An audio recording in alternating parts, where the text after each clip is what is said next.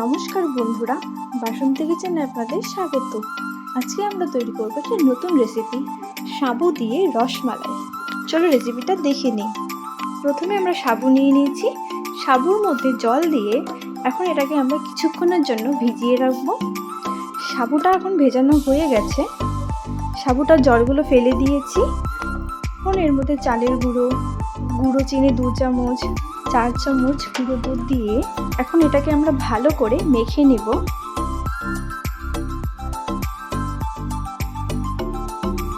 মাখা হয়ে গেছে। এখন একটি প্লেটে ভালো করে ঘি মেখে নিচ্ছি। ওইদিকে একটি কড়াইতে দুধ দিয়ে দুধটাকে ভালো করে জাল করে নেব।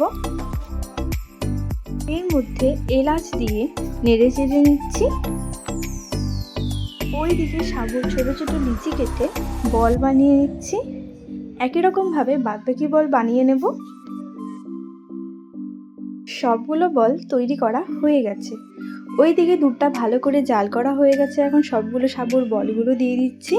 স্বাদ মতো চিনি দিয়ে নেড়ে চেড়ে নেব। এখন এটাকে ভালো করে আমরা জাল করে নেব। হয়ে গেছে। এখন এটাকে নামিয়ে নিচ্ছি। সাবু দিয়ে রসমালাই তৈরি। আপনারাও বানিয়ে দেখবেন, খুবই টেস্ট খেতে। রেসিপিটা ভালো লাগলে লাইক, শেয়ার ও কমেন্ট অবশ্যই করে দেবেন।